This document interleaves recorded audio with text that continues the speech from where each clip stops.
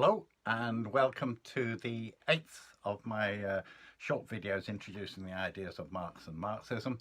And today I want to talk about the question of what is capitalism. Now, Marx devoted more than 20 years of his life to the study of capitalism, a lot of them in the British Museum. He wanted to analyse the laws of motion of this system, and the result was his 3 great volumes of Capital, the Grundrisse, Theories of Surplus Value, and thousands of pages of notes on economics. So even if I were to do 10 videos, I couldn't do more than just scratch the surface.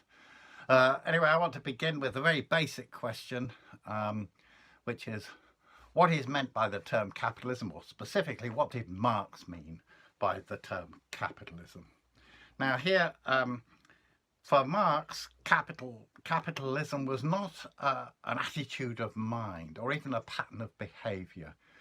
It was a definite economic system, right? A mode of production, and it developed historically from about the 14th and 15th century onwards. So it hasn't always existed, and it will not always exist, the most important point. What then for Marx are the main characteristics of this economic system of capitalism? Again, one has to start by saying what it's not. It's not just that there's inequality or class divisions, or even that there's private ownership of the means of production. All those things exist under capitalism, of course, but they also existed, if you think about it, in ancient Egypt, ancient Rome, ancient Greece, Mughal India, imperial China, medieval Europe, and so on. And none of these societies were capitalist societies. There's also the case that there have been a whole number of societies in which a large proportion of the means of production were owned by the state. But they also continued to function in a capitalist way. Now, for Marx, what is the principal characteristic of capitalism, as its name implies, is that it is dominated by capital and by the drive to accumulate capital. Accumulation for accumulation's sake, production for production's sake, and accumulate, that is Moses and the prophets. I'm quoting from Capital there, Marx writing about this drive to accumulate capital. Now this, of course, then raises the question of what is meant by the term capital. Again, capital is not just a sum of money or even of accumulated wealth. A medieval emperor, for example, might accumulate a hoard of jewels, gold and silver and armour in their palace. Many of them did. But that was not capital. Capital is wealth to be invested. Capital that becomes economically active in order to achieve an increase in its own value. That's the crucial feature of capital, as opposed to just being a sum of money or a sum of wealth. Now, to do that, capital has to interact with labour. It has to actually employ wage labour, and capital accumulates by extracting profit from labour and then reinvesting it, or most of it, the odd,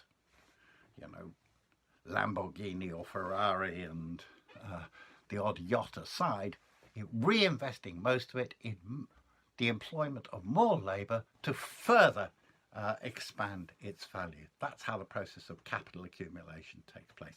Sometimes the interaction with labour is direct, as in a capitalist who employs workers. Sometimes it's indirect through the purchase of shares or stocks and shares and so on in the market. But those shares in turn are shares in companies which in the end have to interact with labour.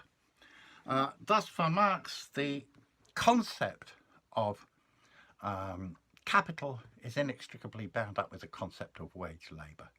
They are two sides of the same coin, or to put it more accurately, they are two poles of the same exploitative relationship. And for capitalism to develop, a precondition is that there is an available supply of labour to be purchased. Labour has to be freed, in quotation marks, from slavery, from serfdom, from a tie to the land, so it is available to become a commodity to be purchased by the capitalist. And some of the first phases of capitalism were about creating such an available pool of labour. Then what drives the accumulation of capital, again, it's not just personal greed. It's not just that the capitalist wants another yacht, another Lamborghini, another Ferrari. No, it's actually the competition between rival capitals, a competition which compels each capital to continue reinvesting and accumulating more capital on pain of extinction, i.e. of being driven out of business by its rival. And that goes on however big the unit gets. You know, you can get to be as big as Amazon, or as big as Microsoft, or as big as ExxonMobil, and you're still looking over your shoulder at rivals, at BP, at Shell, and so on, and still driven to accumulate more and more capital. Now, this system, as I said, developed historically. This system of relentless communication takes its first baby steps within feudalism, within the medieval towns, especially in the city-states of Florence and Venice in Italy in the 14th and 15th century.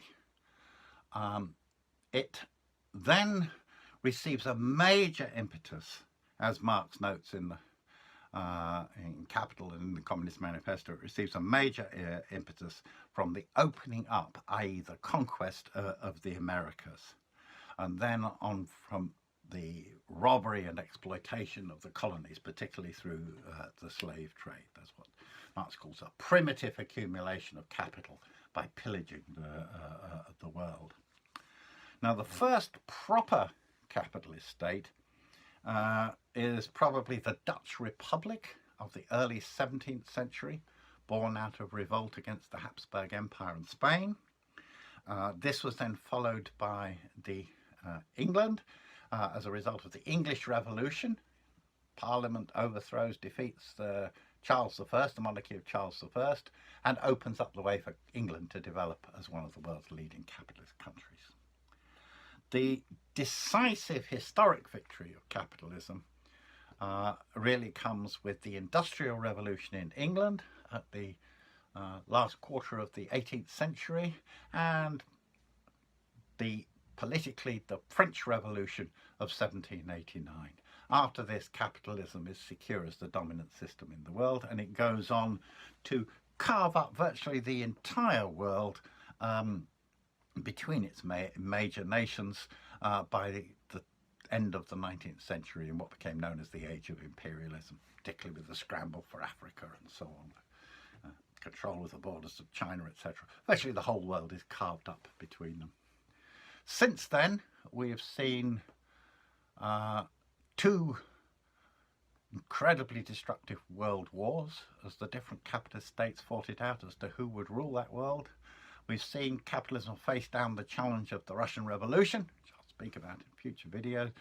And we've seen, as Marx foresaw, a further globalization of capitalism as it nestled in every corner of the world and created, again in the words of Marx from the Communist Manifesto, a world in its own image. At the same time, the wealth of capitalism, immense wealth that it's created, has become concentrated in ever larger and fewer units, the great multinational corporations that I've referred to. And also at the same time, this mighty system has developed ever deepening contradictions, and it created in ever larger numbers the international working class, which will be the grave digger of the system. In future videos I will look in more detail about how the economics of capitalism work and how Marx's analysis of that. Thank you.